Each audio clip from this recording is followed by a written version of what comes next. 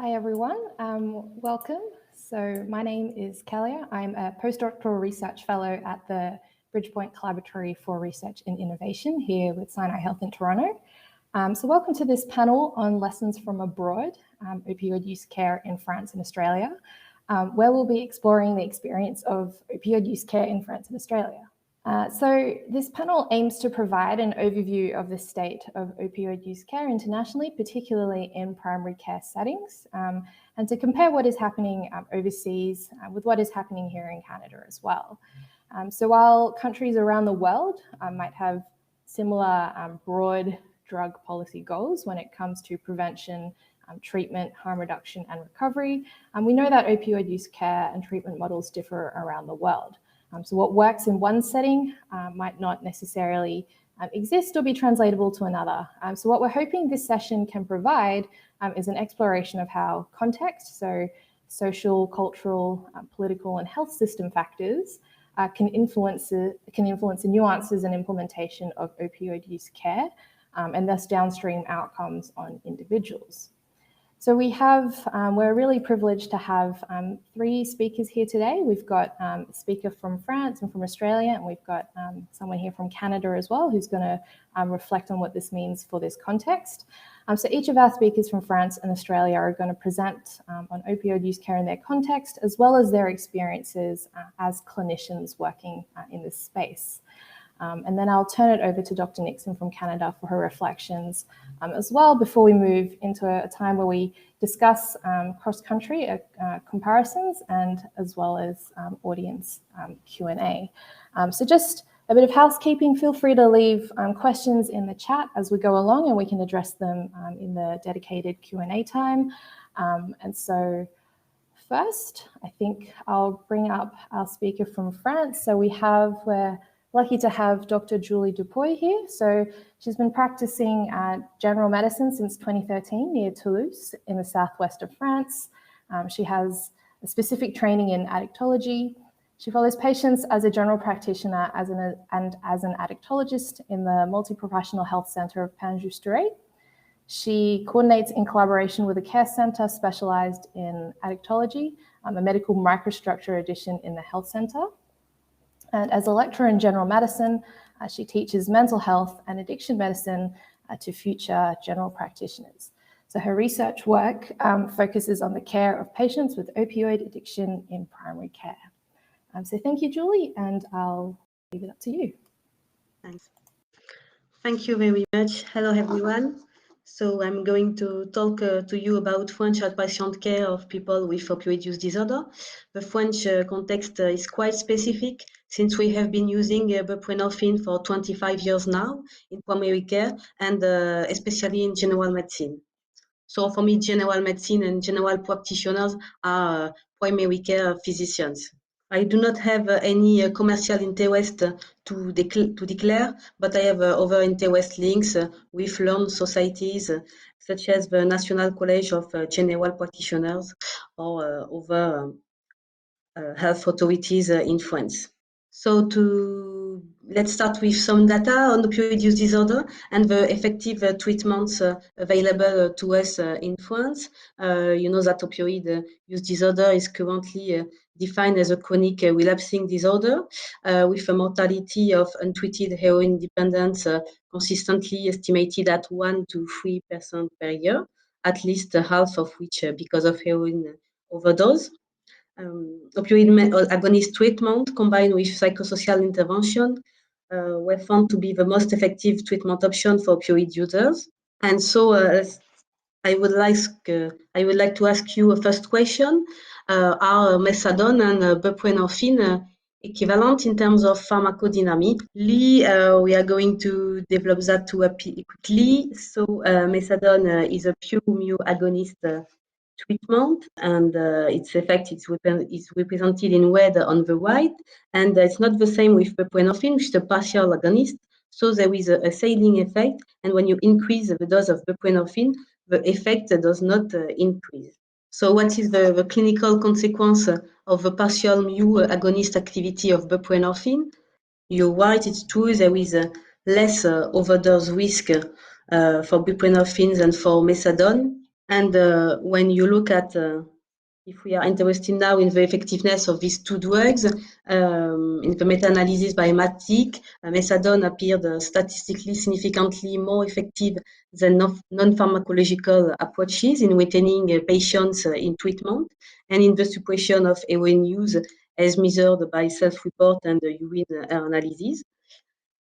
And if we compare the buprenorphine and methadone, buprenorphine was less effective than methadone on treatment retention, but not different in psychoactive substance use. So finally, in this meta-analysis, few data supported the effectiveness of OAT on mortality. So have these drugs really shown the effectiveness on patient mortality? What do you think on this?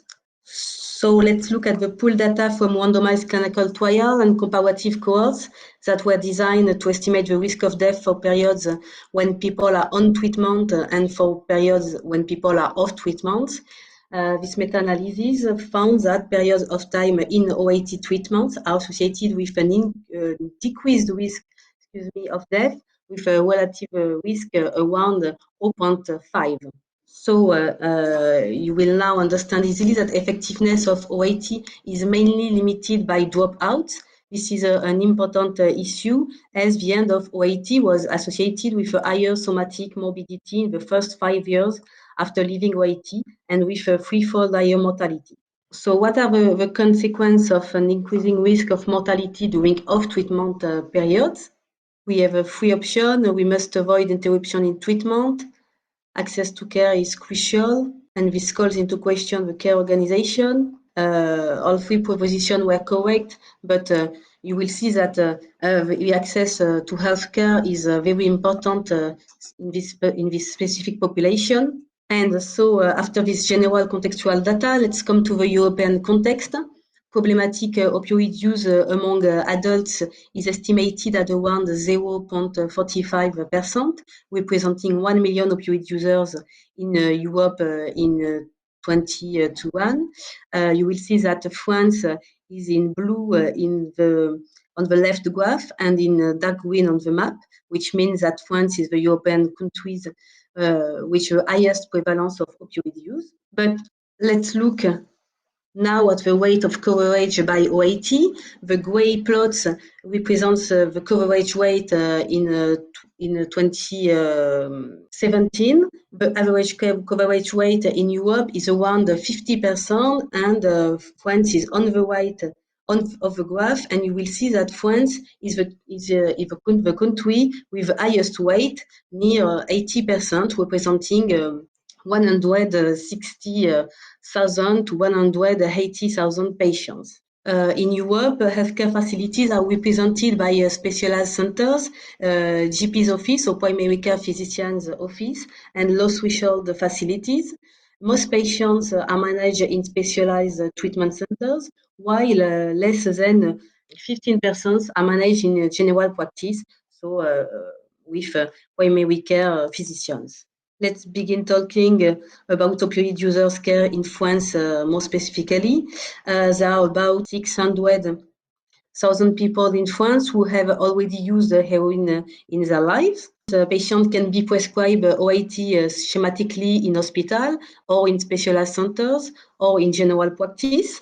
Methadone must be started in France in a specialized unit or in a hospital and can be continued after the patient is stabilized in an outpatient setting, whereas buprenorphine is easily accessible and as it can be prescribed by any physician and dispensed in any community pharmacy.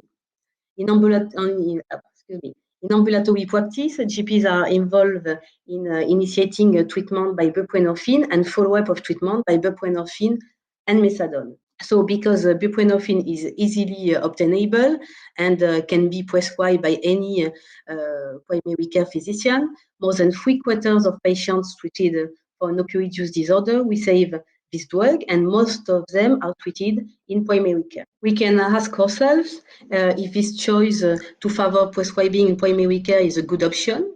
Well, primary care services are associated with better population health outcomes, greater equity, and lower health-related costs. And for patients with opioid use disorder specifically, there are few data, but better results could be possible, and some data suggest that it would be a cost-effective option. So this French primary care of people with opioid use disorder has been possible thanks to 4 elements linked to buprenorphine initiation. Buprenorphine can be prescribed by any primary care physician without prior specific training, without limitation in terms of numbers of treated patients. And the last element is that buprenorphine can be dispensed in any city pharmacy, in any community pharmacy. So specifically in France, buprenorphine retention was shown to be associated with a decrease of drug consumptions, of morbidity and mortality decreased also, with an improvement of social insertion, and also with a decrease of infectious risk related to injection, and with a best compliance with antiretroviral drugs. Recently, we have shown that in this specific context of buprenorphine prescription in primary care, periods of time of buprenorphine treatment were associated with an increased risk of death compared to periods of time of buprenorphine treatment. You will note that we had an estimator with a large confidence interval because of few events in this cohort. But even if this care has allowed access to care for the largest number, it is not optimal. There is an heterogeneity of care access according to the geographic area. Several GPs are afraid of drug trafficking, particularly with the reported frequent resale of buprenorphine and its use for recreational purpose. Even if it's limited, it concerns around 10% of patients treated with buprenorphine in France.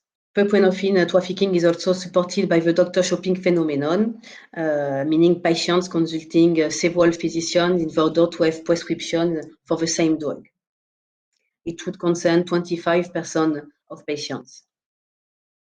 Whatever it be, these behaviors of certain patients cause damage to opioid users who are suffering from stigmatization from the general public as well as health professionals.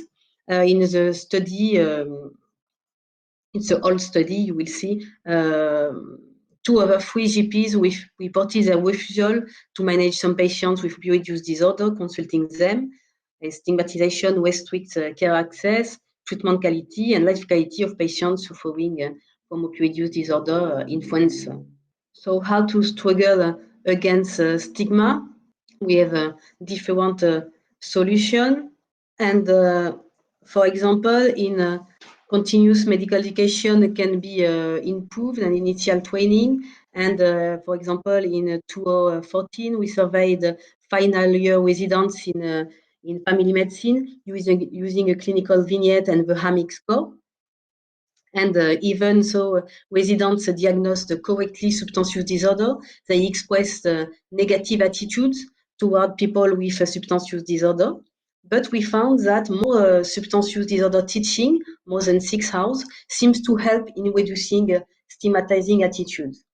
I would add that it is certainly also by offering internships as close as possible to people with substance use disorder and as early as possible in medical studies that we will succeed in reducing the stigmatization of mental illness in general. So we have seen that even if GPs are concerned, primary care physicians, a minor part of them is engaged in the management of opioid users in France, with most of them having 1 or 2 maintained patients. One or publication aiming to investigate French GPs' knowledge and practice concerning drug tests has found the stability of its figures in 2010 with 24% of GPs reporting managing regularly patients with opioid use disorder. If we are interested in now more factual data, like reimbursement data, we note that near 70% beginning opiate agonist treatment were treated with buprenorphine, and among them, more than 90% had a first prescription by a GP. Nevertheless, when we wanted to conduct a randomized cluster trial a few years after, it was in 2016, 2017, we had a significant difficulties in including general practitioners who were initiating buprenorphine. And so we went back with the reimbursement data, and we found that there had been a decrease. Oh, excuse me. There had been a change in practice between 2009 and 2015. On the national reimbursement database, we found that figures about physician primary care prescribing buprenorphine were quite stable, but the number of primary care physicians initiating buprenorphine decreased from 10% to less than 6% between these 6 years periods. At the same time, more patients were managed by one GP logically. This decrease in the involvement of GPs can be explained by an easier referral to specialized centers. The number of specialized centers during the last decade remained stable, but the active patient file increased by almost 25%. This trend is quite similar to that of a decline in buprenorphine prescription in France at the same period. You can see the decrease in buprenorphine prescription initiation on the top blue curve in the graph. And at the same time, there was an increase in methadone prescription, possibly because specialized centers can initiate buprenorphine or methadone in a similar manner. So this picture, in my opinion, is worrying because of what we saw at the beginning of my presentation. Most patients who die from an overdose involving the OAT are treated with methadone in France, and moreover, the lesser involvement of general practitioners could result in less good access to care. And the changing profile of this patient, with more patients having developed an addiction to opioid analgesics, may also be a concern, as these patients may be less likely to consult in specialized centers. So we wanted to understand the reasons for this change, and we have recently proposed a mixed study. The qualitative part is in progress, and I can't present you this part, the results of this part yet, but I can tell you about our quantitative results. We have examined the barriers to prescription of buprenorphine by a sample of primary care physicians. Among them, 15% had a specific training for substance use disorder management. Most has a good image of buprenorphine, and almost all recognize its effectiveness. Interestingly, based on declarative data, we found that 23% reported to have initiated buprenorphine prescription in the last 2 years, and 86% to have renewed it. One of the reasons given for referring patients to specialized care centers was the need for multi-professional care. Actually, in France, specialized care centers can offer patients medical care and also psychoeducational support. And in general practice for physician primary care, primary physicians, this is currently difficult. We have already discussed the disadvantage of the specialized centers with time frame and a delay in care, geographical access that is far from the habitation place of the patient. And the objective here is not to oppose these two organizations of care, but to propose the most adapted care according to the profile of the patient. We can regret in the French model a bad communication between these two organizations of care. The health professionals of primary care are organized between them, between primary care physicians, the pharmacists, the network of addiction medicine. They can address patients, but after they are often excluded from care when they address to a specialized care center, and the specialized care centers know each other well, but have difficulties to organize a relays on the GP's office when the patient is stabilized. However, primary care organizations are undergoing major changes in France with the development of a multi-professional health center at the level of the municipality, and territorial professional health communities at the level of health territory. This organization aims to support 4 missions for health professionals, multi-professional teamwork, to share a same information system, to develop health projects and access to care, and to favor patient involvement. I would like to add that we are currently testing a new primary care organization specific to the care of patients with a substance use disorder. This is the medical addiction microstructure. This structure allows the general practice office to enter into an agreement with a specialized care center, provides the general practice office with a psychologist and a social worker, so that the GP, the psychologist, and the social worker can work in a coordinated manner and without the patient having to pay for it. The microstructure, thanks to its link with a specialized center, is also a relay between other GP's offices and the specialized center or hospital.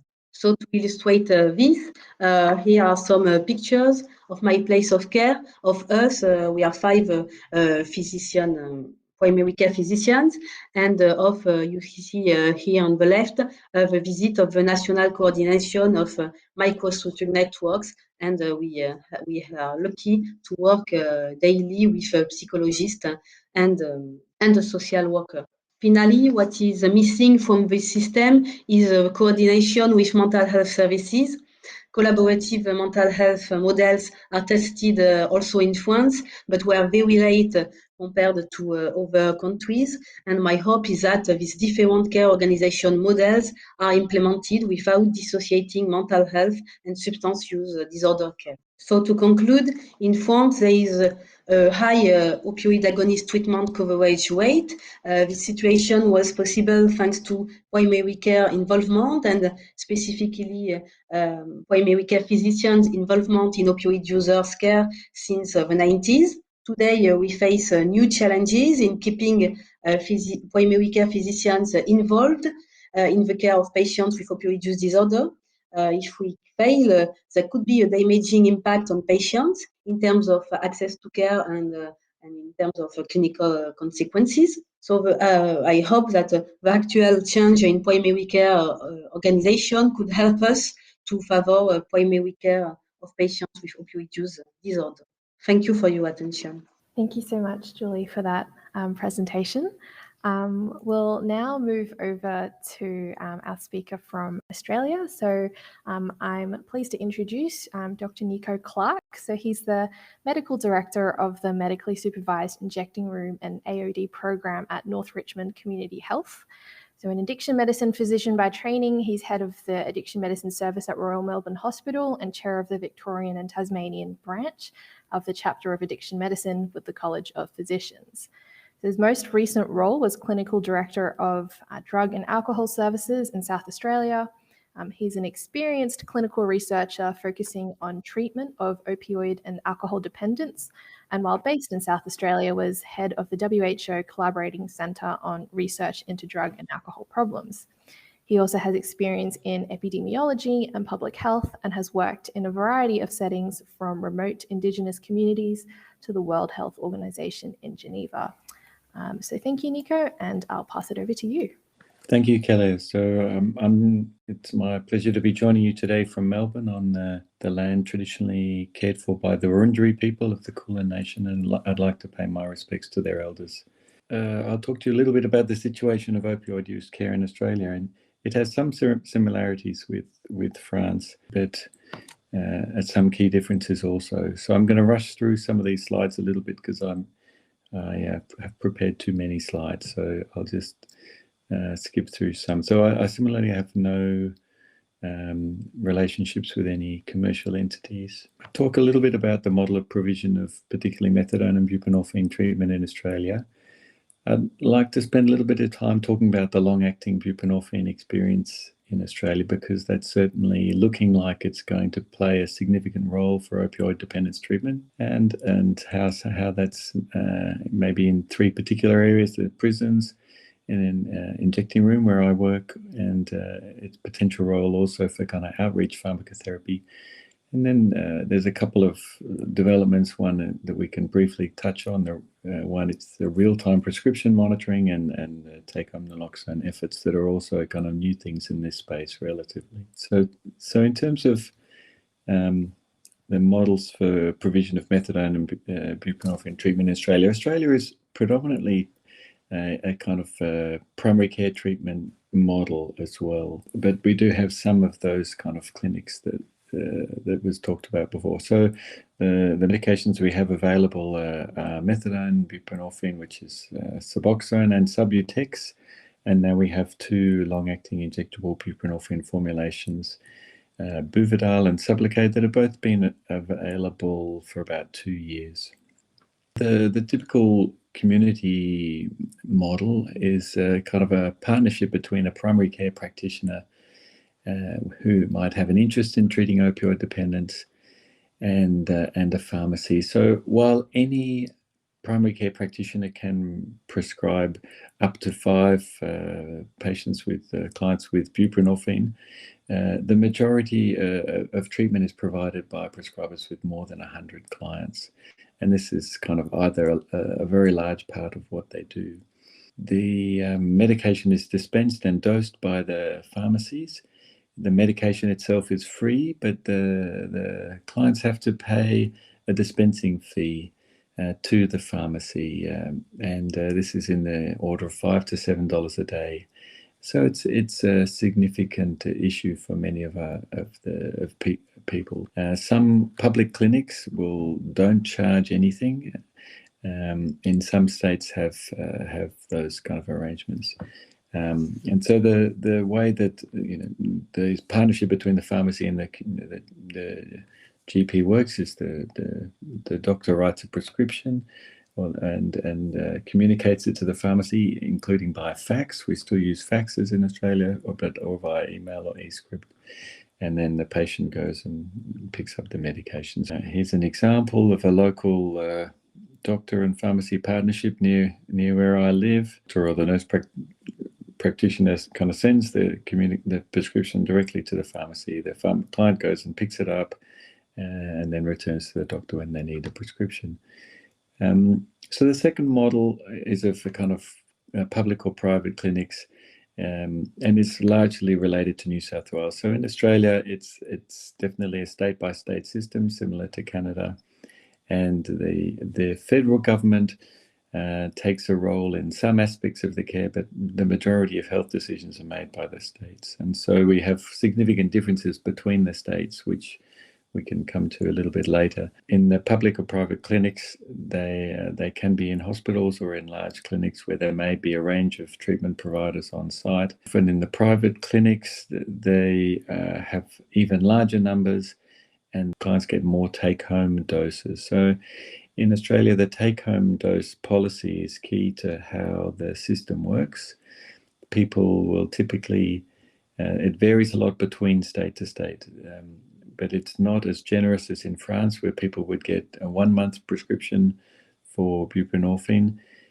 Typically, people who are stable in treatment might get 6 takeaways a week and come once a week in Victoria or New South Wales, but in other states it's more restrictive, and they might get 2 takeaway doses a week, and then they have to go 5 times a week to the chemist. And for people who are less stable in treatment, often their doctors will make them come every day to their chemist, so that to reduce the risk of diverting the medication. And this is an example of a large clinic in New South Wales. So that it's typically not located so close to where people live, often, as was mentioned before by Julie. So I've got some statistics about the pharmacotherapy numbers. So in Australia, we have just over 50,000 people receiving, and for a population which is about half that of France. So obviously the coverage is not as good as in France. And if we look at it by the population basis, you see that on a kind of per capita basis, there's significant differences between the different jurisdictions in Australia. In terms of what drug people were taking prior to their methadone or buprenorphine treatment, it's predominantly heroin. There's increasingly people who are getting into trouble with their pain medications, oxycodone or even codeine or morphine, being prescribed methadone and buprenorphine. But we have virtually no fentanyl in Australia, unlike in North America. The The proportion of treatment with methadone and buprenorphine is the methadone. The majority of people are taking methadone, as opposed to in France where they're taking buprenorphine.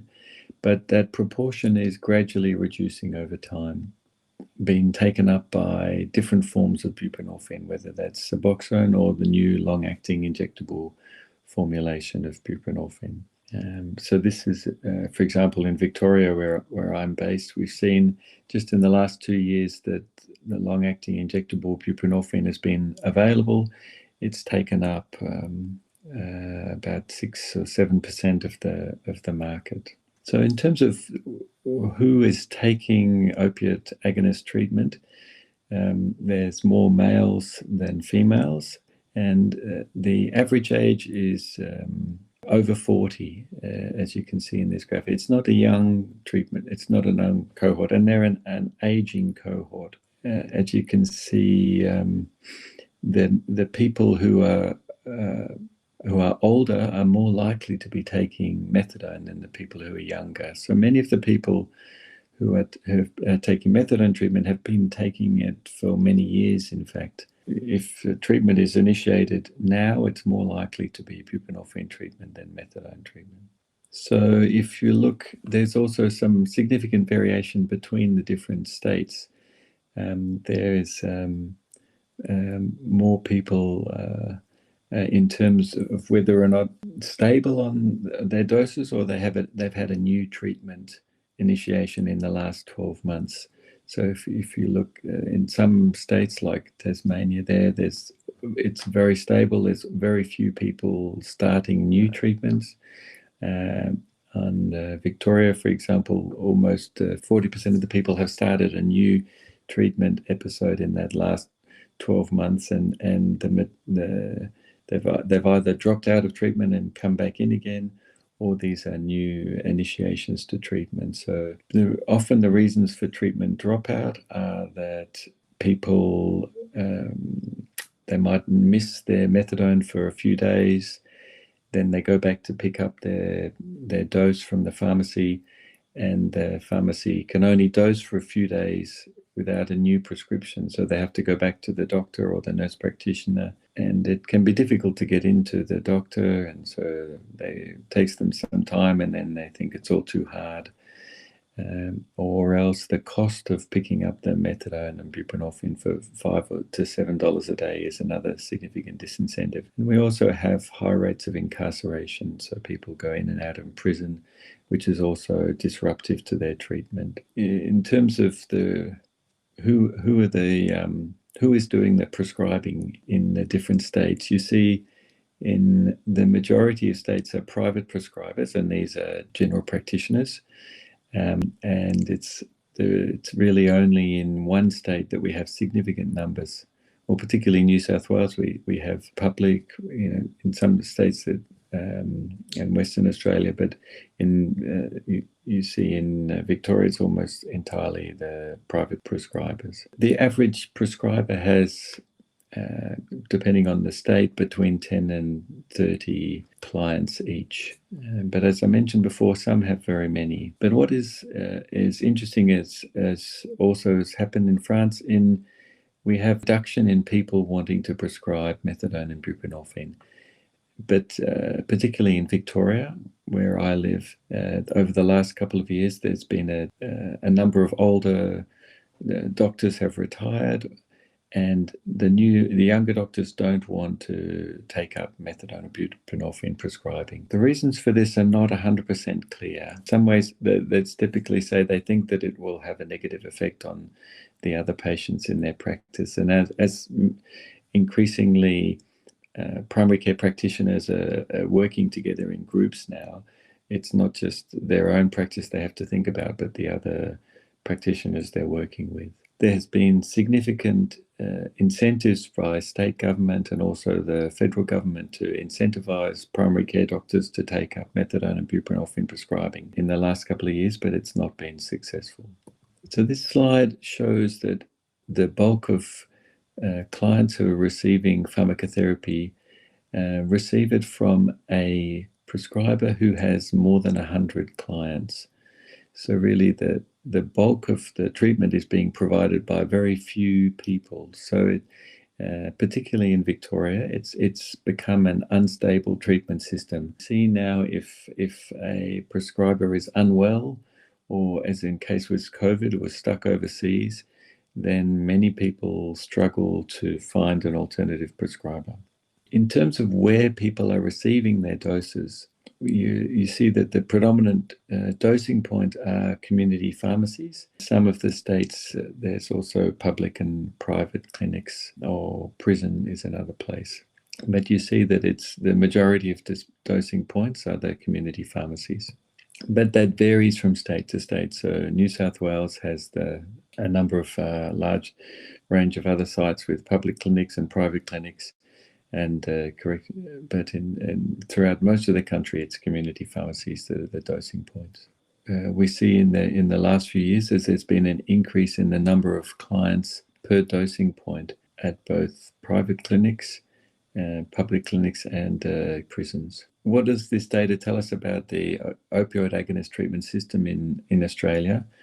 That with the exception of one state in particular, the bulk of treatment is provided by GPs and community pharmacies. Cohort of prescribers and patients, clients, is also aging. The new initiation and younger clients are preferring buprenorphine over methadone, including the long-acting injectable buprenorphine, and that fewer GPs are prescribing. And this has resulted in significant difficulty in access to opioid agonist treatment.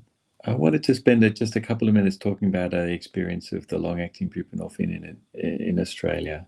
First, I'm not sure if everybody's familiar with it. I should have asked a question. It's an oily liquid that's injected subcutaneously and can last for a week or a month, depending on the duration. I think you have maybe one or both of these available in Canada. In terms of its use in prisons, so the situation in prisons is that we have widespread diversion of Suboxone in prisons. There's a black market in buprenorphine in prisons, and the prisons don't like providing opioid agonist treatment because they say that the movement of prisoners to the pharmacies is very expensive for them. But there was a trial of the long-acting injectable buprenorphine in New South Wales prison system, which worked very well. And in a relatively short period of time, it's become the predominant form of treatment in the prison system. So this was with Buvidal, and you'll see that in a little over a year, it's become the predominant method of treatment in those prisons. And there's almost no Suboxone treatment in prison anymore. Many prisoners have told stories of how they've been threatened by other prisoners to divert their buprenorphine in prison. Some prisoners like this because they can make money from it. Others don't like it because they can be attacked for it. Another example of the long-acting buprenorphine is in the supervised injecting site. So, and this is the one in which I work in Richmond. We've only recently had a supervised injecting site. It's the first one in Melbourne, and only the second in Australia. That's a view of the injecting room itself. In this injecting room, we technically part of the primary care system, so it's right next to a community health centre. So the community health centre is the building in the background there. The green building in the background is a primary health care centre. So it has 7 GPs working there, oral health care counsellors. It's a kind of a little bit like the multidisciplinary care centre that I think Julie talked about. So in Victoria, we have quite a few of these centres where it's generally the doctors don't charge patients any money, and the doctors who work there are kind of generally interested and more open to treating people from diverse backgrounds. So increasingly, community health centres are becoming places where opioid dependence is treated. This is the injecting site next to the community health centre, but we have in the red an additional clinic inside the injecting room where we can provide on-site a range of services to people. And we were initially thinking to provide hepatitis services and things like this, but it's also proven useful for opioid agonist dependence treatment. But just to give you an example of how we can use this model as a means of making access to treatment easier for Hepatitis, we do a finger prick for hepatitis C. We can do that when people arrive, and then while they're using the injecting room, the gene expert machine will do a PCR test, and then afterwards we can do a fibro scan. And if they wait half an hour, a local community pharmacy will send down some medication. So we can initiate the hepatitis C treatment within 90 minutes in this setting, which is much easier for people to access than in the rest of the healthcare system. So we've applied that same thinking to kind of providing long-acting buprenorphine on site. And so these are homeless, largely homeless, marginalised heroin users who are accessing a safe injecting site. So we didn't know whether they would want such a treatment which largely blocks the effect of heroin. In fact, it's had a very strong uptake. An analysis of the first 41 patients was published showing good retention and significant reductions in use of the injecting room. But we've now treated several hundred people with long-acting injectable buprenorphines in this location. It's really the preferred treatment for this group because they don't have to go to the chemist every day.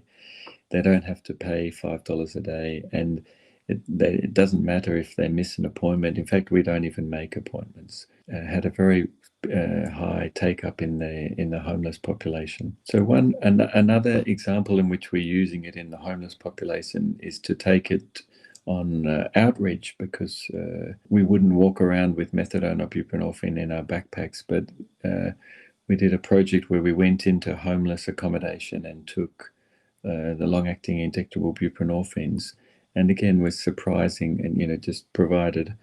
This is the hotel. We were able to provide this treatment in kind of following kind of corridor consultations like this, and again it was kind of well tolerated in that setting. We've also have pharmacists have now training to inject the long-acting buprenorphine. So this is only happening on a pilot basis at the moment, but pharmacists in Australia have previously been able to inject with vaccines and dispense Schedule 8 medicines, and now they can combine those two skills together and inject Schedule 8 medicines. For the time being, though, the model for use of long-acting injectable buprenorphine is either that the doctor has a safe on their premises, then they store the medicine themselves, or they have to have a chemist right next door, and then they have to have a nurse who goes and picks up the medicine from the chemist. So it's still a little bit clunky for doctors who don't get a safe and a permit to store medicines on site. And very briefly, we now have real-time prescription monitoring in Victoria. It's mandatory for everybody if you're prescribing a drug of dependence. So now that it's more difficult for people to pick up opioids or even benzodiazepines from multiple doctors, and so this is leading to an awareness of the people who've become dependent on their pain medication in particular, and so more people who have become dependent on that treatment are kind of entering into the opioid agonist treatment system. And the states are working to develop similar systems around the country. And then finally, we have, as you have also in Canada, a program to train people on management of overdoses and to supply them with naloxone to carry with them and to use if they come across somebody who's overdosed. And this is again supported by governments. We've also changing the legislation so that non-medical people can give out naloxone or supply. Supply is the word to give a medicine to other people to take home.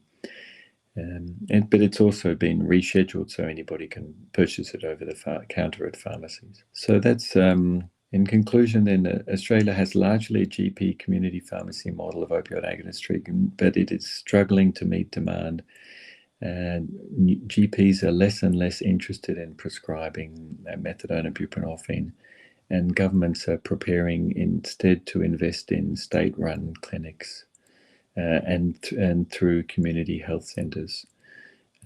The long-acting buprenorphine is really emerging rapidly as a popular treatment alternative to methadone and buprenorphine, and can be administered in a range of settings.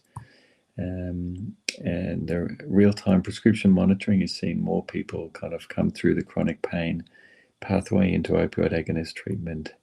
And we're certainly looking to provide everybody with take-home naloxone as well. So that's, I'll stop there. Thank you. And hopefully we have time for some questions. Excellent. Thank you so much, Nico.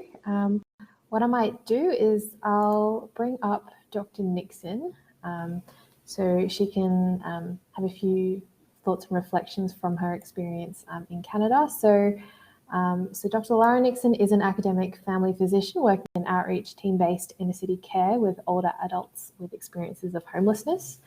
So her research focuses on health equity and integrated inner-city health and social service innovations that are grounded in close collaboration with community partners, including service users and providers. Thanks very much. So appreciate presentations from our two panelists, Dr. Dupouy and Dr. Clark. Super, super interesting. My mind's just spinning. I am participating today from Treaty 7 territory, the lands of the Blackfoot Confederacy, Tsuut'ina Nation, and Stoney Nakoda peoples, as well as Region 3 Métis Nations of Alberta. And super, super grateful to be living and working on this land for more than 20 years myself. I don't have any conflicts or commercial support. I am a professor with an associate professor with the University of Calgary, and a paid employee of our Regional Health Authority, Alberta Health Services, and a community health center in Calgary here. I'm not representing any commercial interests. And I just wanted to very briefly give our panelists and folks who are participating today a snippet of experience in my world, not in any way meant to speak to all of Canada, of course, and to acknowledge that there are many initiatives underway to increase the access and quality of opioid use disorder treatment. But this is quite an understudied area in Canada. There is a project about to launch looking at 3 of our provinces' practices to compare, and as well as this international policy comparison that is underway, study that Kellia, you're involved with, I know. So I just wanted to share this experience of one of our community advisors who has been on methadone for some time. And because I think it speaks to, I wanted to foreground patient experience briefly and provide a little bit of a comparison of guidelines. So my doctor has been doing all the right things for me, but she's had to bend all the rules to do it.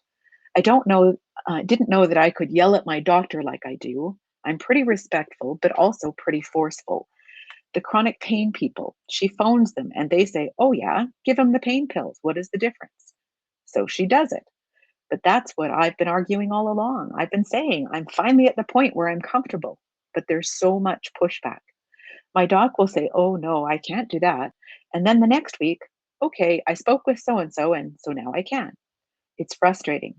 I would have thought that the doctors would go beyond this choice model or these models in general and look at them through my point of view. My doctor can't do anything at the point of conversation. She always needs permission. Why do you need permission?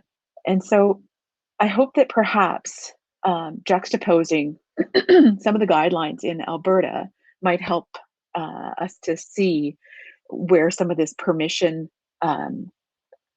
discourse comes from in my understanding.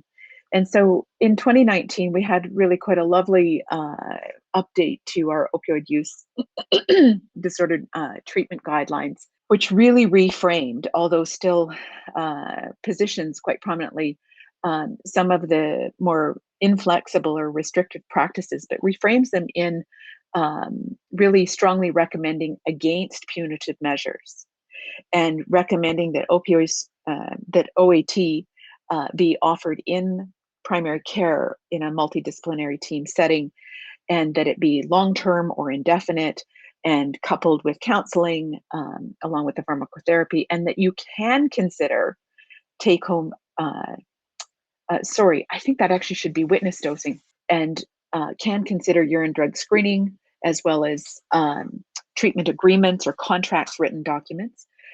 Whereas our regulatory body, our College of Physicians and Surgeons of Alberta, provides advice to our profession regarding substances associated with substance use disorders or substance-related harms, and frames urine drug screening in particular and close monitoring quite a different fashion, and identifies them as expectations, and that written opioid agreements will be implemented. And so this is something in a presentation I had recent opportunity to share, there's some agreement that this is causing some difficulty in frontline service work.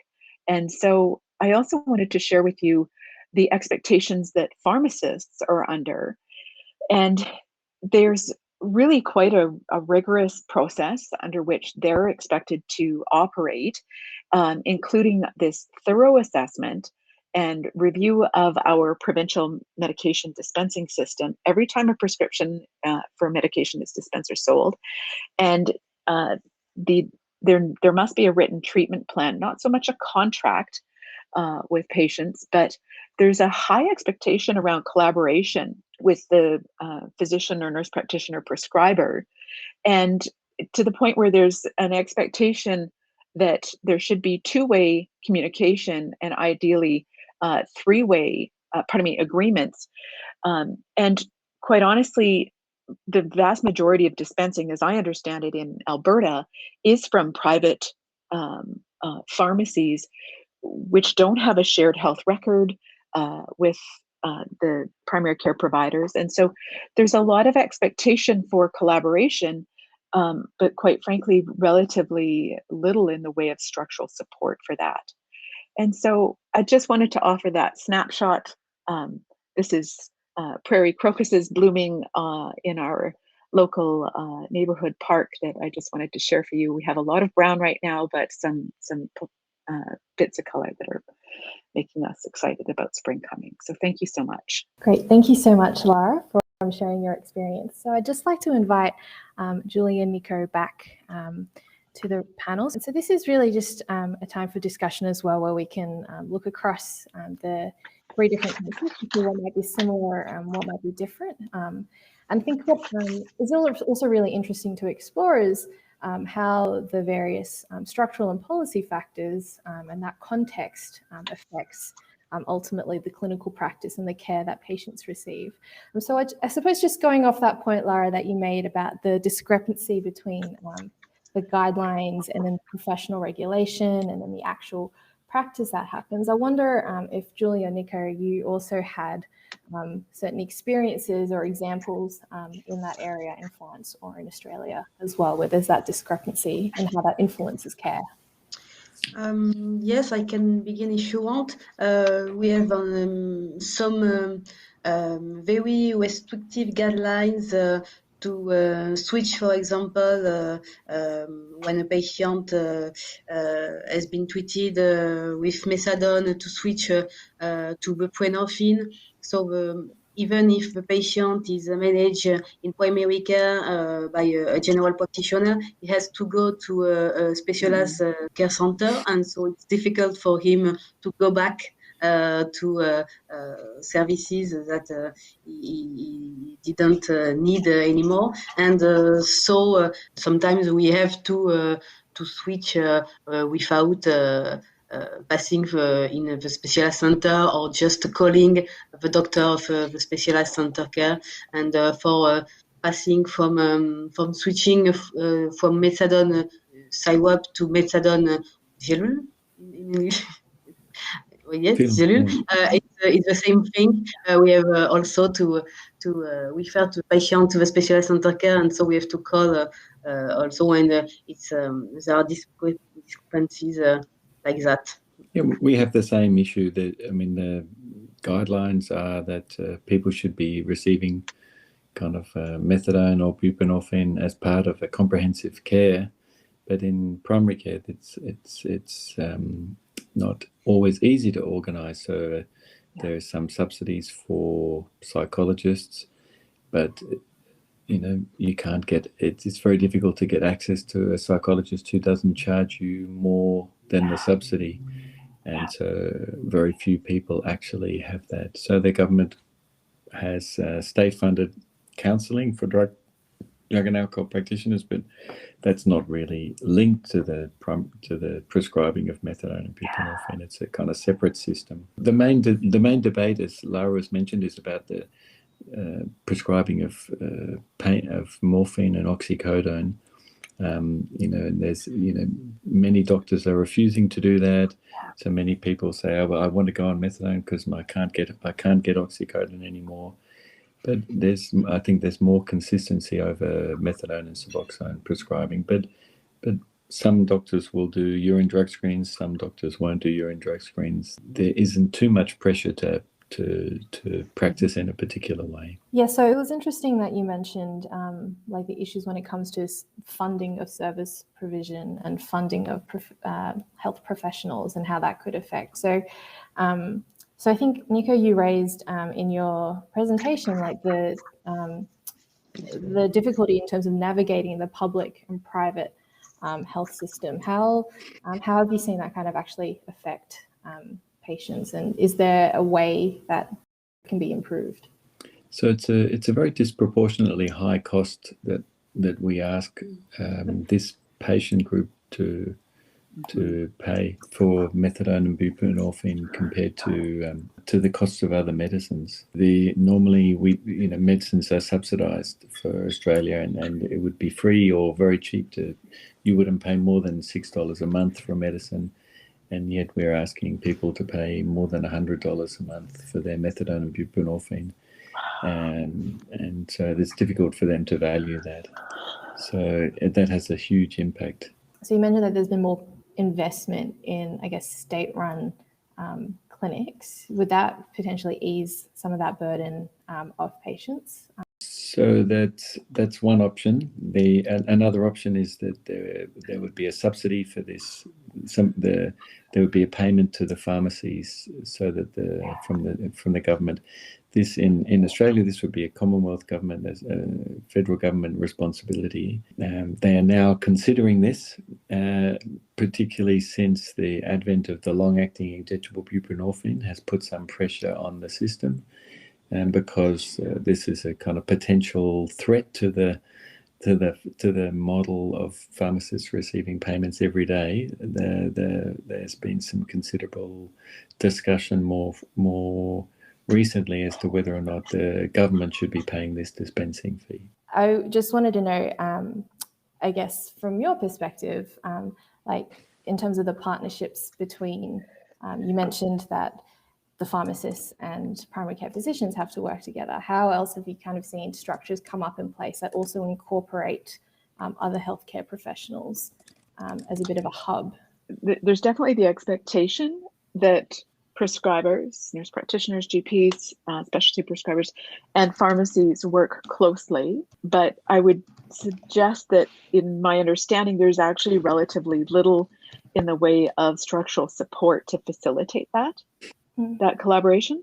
I actually wanted to ask Nico about the incentives that were offered to primary care. What sort of format those took, and because I think you said there was really relatively little uptake, and I was quite curious about that. Most of the investment has been in people to try and convince the general practitioners to take up methadone and buprenorphine in a kind of pharmaceutical detailing kind of model, in a way.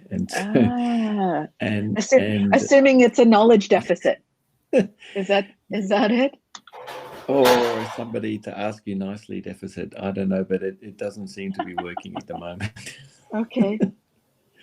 And it worked in the past, and the assumption is people need more training, and they just need I think that's a part of it, that people are anxious about it because they get no training in medical school whatsoever. And some people do the training, in fact quite a lot of people do the training, and then they never take it up, they never prescribe it. I think there can be more along the lines that Julie was talking about a partnership between a specialist sector and the primary care sector to kind of support people, to be there to answer a phone call, to be there to take the client if the primary care practitioner is having trouble with them for whatever reason. I think there is a fear that primary care practitioners will get stuck with people that they. But I think the largest fear is that they will have a negative economic impact on their practice, particularly when there's multiple doctors in the one surgery.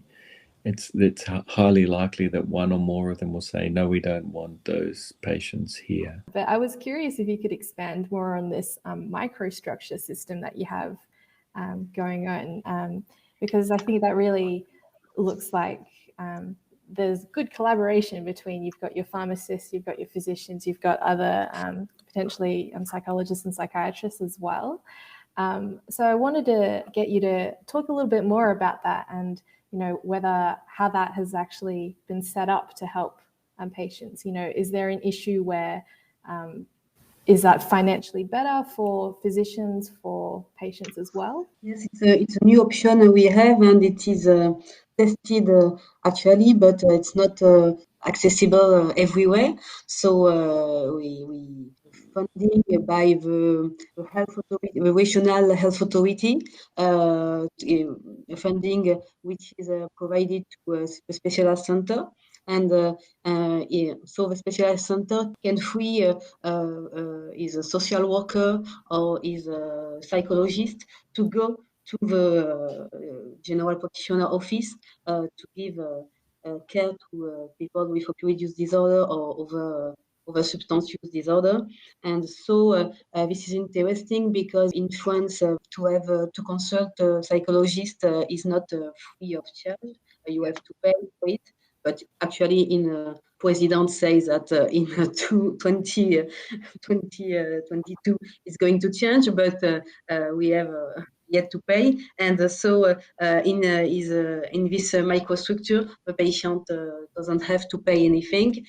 He has all the medical care are taken in charge, are reimbursed, and so it's a new option. But we will have an assessment of this acceptability and its feasibility, and we'll see if we can expand it in a national way.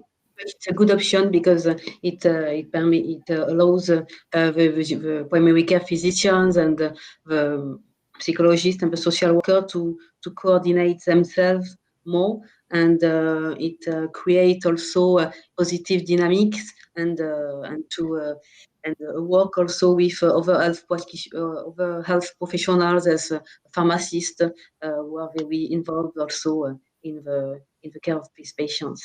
It's interesting that you mentioned that it really encourages that interprofessional dynamic. And I know, in Australia, there's potentially a little bit of a tension between community pharmacies and general practitioners. So, I just wanted to ask all of you, in terms of the partnership between healthcare professionals, in what ways have you kind of seen that really work? And in what ways have you seen it not work as well when it comes to opioid use care?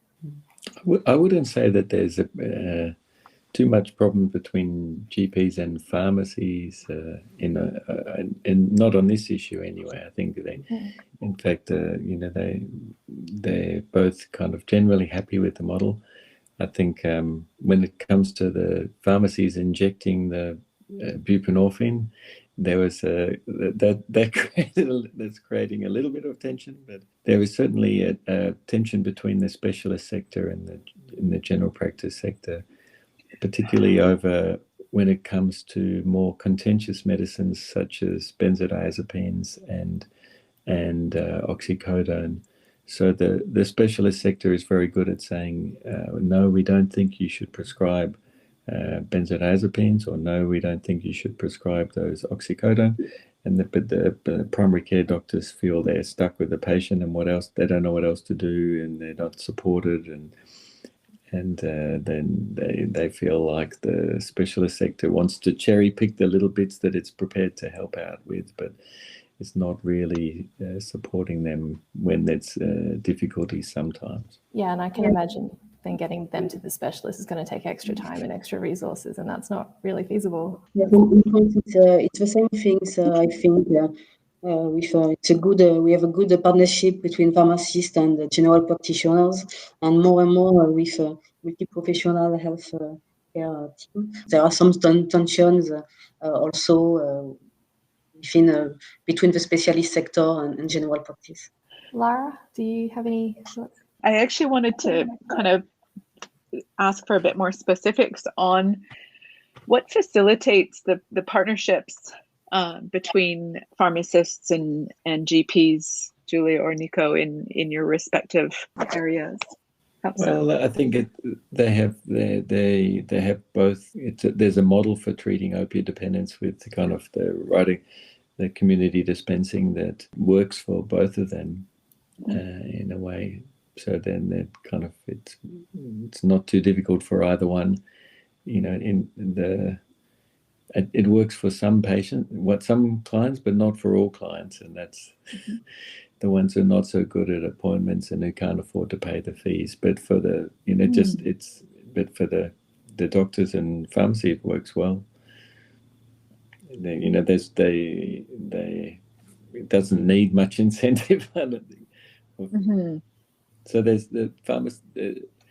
There are enough pharmacies prepared to do it. There's just not enough doctors prepared to do it. Right. Yes, in France, we have often the image when you are a GP that a pharmacist would be reluctant to dispense opioid agonist treatment, but in fact they are all open to that, and when you take time to call them and to communicate information on the patient, it's always a good thing, and things are going well. Another thing I was picking up from Julie, your comments, that I think we have a lot of parallels in Canada, which tend to be the separation of addiction services and mental health services. They don't tend to fall, and especially and I can speak more to aged care, and with population aging and aging of communities of people on OAT. That's something I'm really struck by, and just wondered if you would speak to, if you could both speak a bit to how smooth the connection is. I think we've been referring to psychologists and them being fee for service and out of reach for a lot of people. But would appreciate you speaking a bit more about that. Yes, it's quite difficult in France also because there is a real separation between mental health services and addiction medicine services, and so there are organization of care for mental health services to provide support to general practitioners, but you can refer to these organizations patients with mental health problems, but you cannot refer patients with opioid use disorder, for example, or alcohol use disorder even, and so it's quite difficult. And for example, we have also microstructure related to mental health, which are tested. But when I asked to develop, to have one microstructure for mental health, the health authorities say no, because you have a microstructure for addictive disorders, and so you cannot have both. So we have always a distinction of these two problems, and it's quite difficult to have a psychiatric care for people who, with opioid use disorder, and integrative care models are lacking. And sorry, I think it might be my audio on this end. I just want to make sure I understood correctly, Julie. So if a person has active substance use challenges and a concurrent mental health issue, their eligibility is impacted for mental health supports by their substance use. Is that right? Yes, for organization of mental health which are dedicated to help GPs, it would be more difficult to refer these patients. Psychiatrists are always, often have a good training for mental health disorders, and some of them are specialized in addictive disorders. But you will rarely find a psychiatrist who can treat both in the same time. In Australia, there's a lot of debate on this topic at the moment. So the substance use treatment sector is separate from the mental health sector, largely because historically mental health sector didn't want it, and the mental health sector focus is either on psychosis in the government sector or on kind of neurosis in the private sector, and neither space did the substance use patients well fit. Now, as increasingly there's so much comorbidity, the mental health sector is saying, well, we should be really considering people with substance use disorders as part of, we should be able to treat them as well. And there's pressure on the mental health sector to do that. And at least in Victoria, where I am, the substance use sector is worried that it will be eaten up by the mental health sector because it's so much smaller than the mental health sector. But in fact, the plan, at least, is to try and have better integrated care for people with both mental health and substance use. But how that will happen is yet to be determined. So I can see that across all countries, the system's really just not set up for managing these complex care issues either. Lara, I am aware of time, so if you've got any final comments that you'd like to say before ducking off? I guess maybe just to throw one other dimension into the mix here, because we've just been talking about, pardon me, arguably what would fall, I think, in most countries under the health sector and health services sector, primary care, specialty care, pharmacy. We haven't mentioned too much in the way of nursing, but we have talked about nurse practitioning, counseling, addiction care, mental health.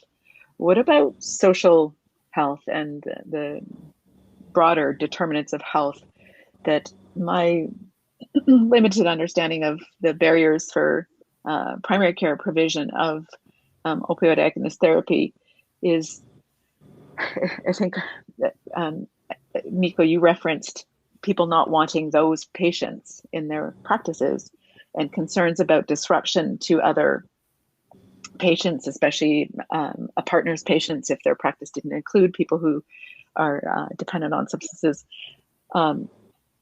That constellation of social instability, homelessness, income instability, isolation, et cetera, that so often coexists, and that's what makes it contributes a lot to behavioral issues. Have you any advice or from experiences within your respective systems where there's integration of social care and healthcare that can better address patient and community needs? I think there's real opportunity with the services that are harm reduction services that are set up to be kind of the first point of contact with marginalized people, whether it's your outreach, your safe injecting sites, to have kind of, this has been our experience of our kind of what we call a medically supervised injecting room, but it's, it's like similar to many that I've seen in Canada where they've kind of co-located with a community health service where there's capacity to provide a whole range of services on site in a way that's easy for people to access.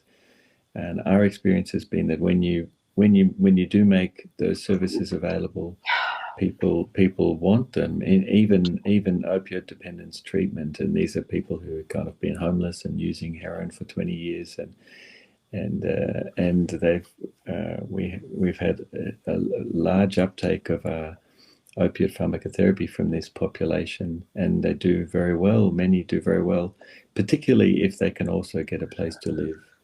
And and with the COVID situation in Australia, a lot of people were given temporary accommodation in empty hotels, and many of them have been given houses now, and which has been fantastic. We've seen many people kind of have really kind of a rapid change in their situation in a relatively short period of time. So I really think that there's a lot of opportunity to take these harm reduction focused services and give them some kind of try and integrate them with kind of health service provision, so that you don't take away their harm reduction nature, but you just make it easy for the people to access the health and social services that they need. Thanks so much. I was really struck by your floor plan of the supervised consumption services, with a consultation area right embedded within, adjacent to, co-located with a CHC. Just brilliant. And our experience in Alberta has been very powerful with supervised consumption services, both in hospital, in community, freestanding clinics. But sadly, we're seeing a systematic dismantling of those and closure of those services. That's just really, really shocking and unfortunate. Doesn't even touch it. But I really regret I do need to leave to accompany my mom to a specialist appointment. And thank you so much for both of your presentations today and the opportunity to chat. Really honored. Thank you so much, Thank you. Dr. Nixon. Okay. So I might just open up the floor to questions, any questions from the audience. So feel free to type them into the chat. In the meantime, I might just ask you as well, in terms of the access to treatment, how much of a difference is there between metropolitan areas and more rural areas? Well, we have the biggest rural and metropolitan difference, I think, of any country in the world. In Australia, there's like, the main opiate problem is in cities, but then people want to go and live in the country areas, and there's prescription opioids in rural areas. There's very, very little treatment access in rural areas. It's very difficult to get to a pharmacy every day, and this really affects treatment availability in rural areas. The long-acting buprenorphine may make a difference there, but it hasn't reached there yet. Yes, it's not the same problem than in Australia. We have some rural areas, but the community pharmacies everywhere. There are a lack of GPs in some areas, and so the access of care in rural areas is more difficult, and also for specialized care centers are in big cities more than in rural areas. But with the development and of a microstructure, we think we could have a solution maybe. Yeah. So I know both of you mentioned that there's been a bit of a decrease in the number of practitioners who are prescribing opioid agonist therapy, or is there also an issue where there are fewer prescribers, but they're prescribing for a lot more people? So that could potentially also be an access issue as well. Is there, are you aware of any incentives in your country to kind of like culturally, education incentives that might boost the number of prescribers, or? There are not financial incentives, for example, but we are trying to make some efforts in the education of medical students. Addiction medicine is a young discipline, and so we have more and more education medical students and residents in general practice. But we have this issue with less and less prescribers, and it's really for initiating the treatment that we have this issue. For renewing the treatment, it's not the same situation. But I think we had a lot of old GPs that were very activist and very sensitive to harm reduction with HIV prevention, and these old GPs they came back because it was the end of their professional career, and we have a generation, a young generation who wants more multi-professional work, and we have to offer them the care organization for them to be at ease with opioid use care. So with my English, it's not very clear. Yeah. Nico, any thoughts? Or? Oh, well, it's mainly encouragement to do the training. I think if you do a day's training, you get paid for the loss of income for that, for example. But we see kind of not everybody follows through after doing the training. Yeah, and I know that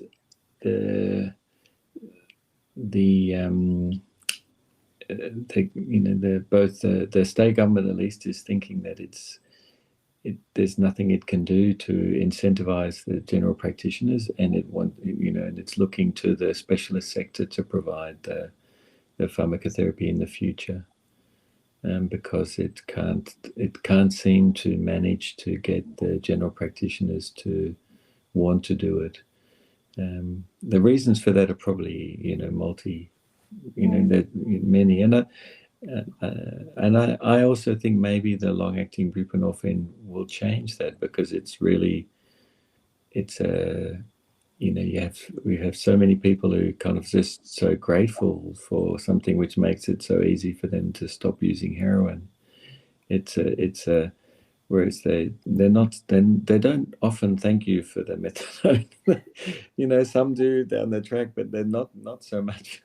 Even the Suboxone, they're a little bit unhappy. They have to go so many times to the chemist, whereas because they can just stop it whenever they like without really getting sick, and it blocks so effectively. You see much happier patients, and I think this hopefully will lead to. This option, it won't suit everybody, but this option will lead to kind of more people wanting to do this treatment.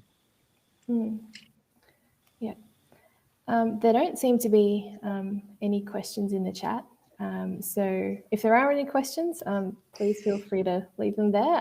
Otherwise, we might start wrapping up. So I thought I just wanted to ask you both if you had any final thoughts on comments about primary care, the involvement of primary care in opioid use care, and where you kind of see this going in the future. Well, I think it should be in primary care. Every primary care doctor and nurse practitioner should prescribe methadone and buprenorphine, and it should be in learning in medical schools. And I think everybody should come out of medical school feeling comfortable prescribing methadone and buprenorphine,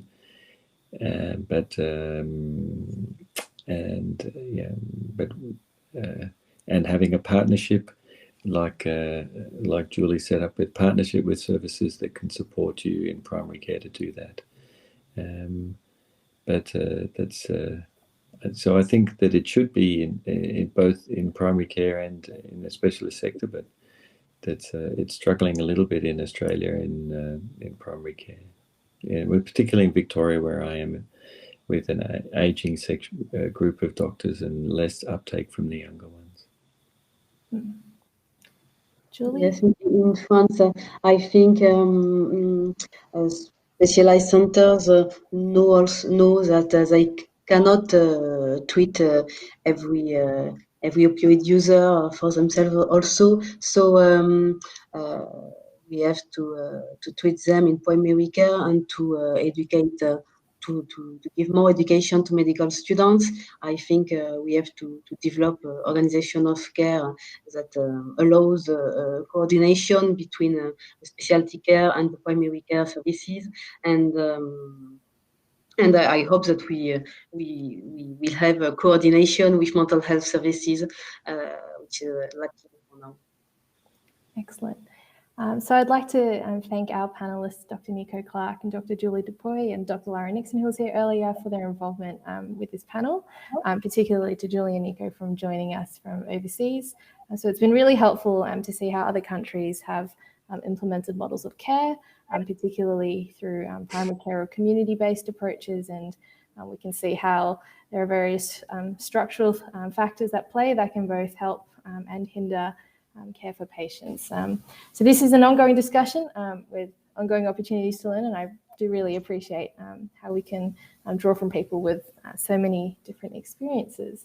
So thank you to you all, and thank you for attending, and I hope you enjoy the rest of the conference. Thank you.